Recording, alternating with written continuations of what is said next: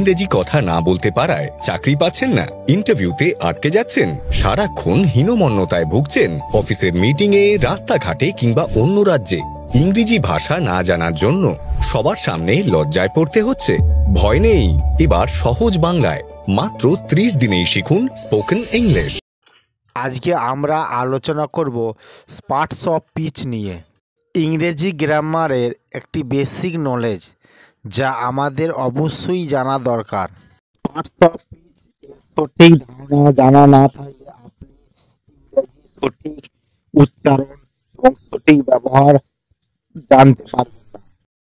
খুব সহজে আপনাদেরকে বোঝানোর চেষ্টা করব যাতে পার্ট অফ স্পিচ আপনারা খুব সহজে শিখতে পারেন। তাহলে প্রথমে দেখা যাক পার্ট অফ স্পিচ কি। বাক্যের অংশ হচ্ছে পার্টস অফ স্পিচ। যে শব্দ দ্বারা বাক্য গঠিত হয় তাকে পার্টস অফ স্পিচ বলা হয়। পার্টস অফ স্পিচ 8 প্রকার: noun, pronoun, adjective, verb, adverb, proposition, conjunction, interjection. Bangla এদেরকে বলা হয় বিশেষ্য, সর্বনাম, বিশেষণ, ক্রিয়া, ক্রিয়া বিশেষণ, পদান্বয়ী, অব্যয়, সংযোজক এবং বিস্ময়সূচক অব্যয়। এবার আসা যাক নাউন কি নিয়ে আলোচনা। নাউন কাকে বলে? যে শব্দের দ্বারা কোনো কিছু নাম বোঝায়, যেমন কোনো ব্যক্তি, বস্তু, জাতি, শ্রেণী, অবস্থা, কাল, গুণ বোঝায়, তাকে নাউন বলা হয়। উদাহরণস্বরূপ বলা যায় স্টুডেন্ট মানে ছাত্র, লেবার মানে মজুর, ডে মানে দিন ইত্যাদি। এবার একটা উদাহরণ দিয়ে বোঝানো যায়। রাম প্রতিদিন সকালে হাঁটে। Ram walks every morning. এখানে রাম হলো নাউন। এবার আসা যাক প্রোনাউন। প্রোনাউন নাউনের পরিবর্তে যে শব্দ ব্যবহৃত হয় তাকে প্রোনাউন বলে,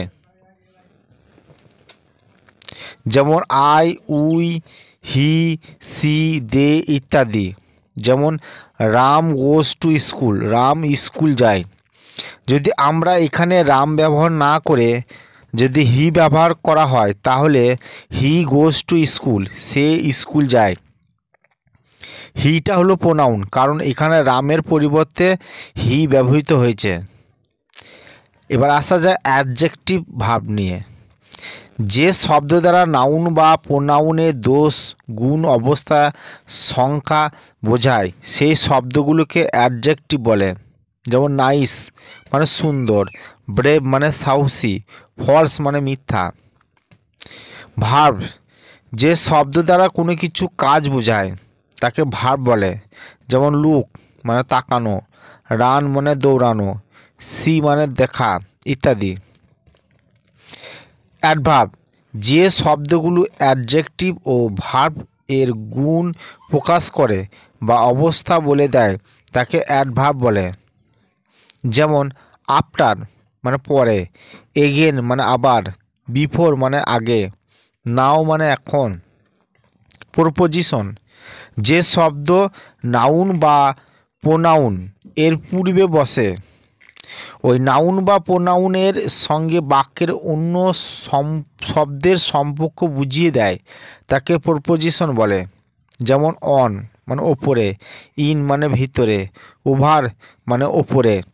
ইন্টারজেকশন যে শব্দের দ্বারা দুঃখ, আনন্দ, ঘৃণা, লজ্জা ইত্যাদি আবেগ প্রকাশ পায় তাকে ইন্টারজেকশন বলে। যেমন গুড বাই বিদায়, ব্রাভো সাব্বাস, ওয়েল ডন বেশ করেছো। কনজাংশন যে ওয়ার্ড দুটো শব্দ বা বাক্যকে সংযুক্ত করে তাকে কনজাংশন বলে। যেমন বাট মানে কিন্তু, অ্যান্ড এবং, ইফ যদি, দেন তখন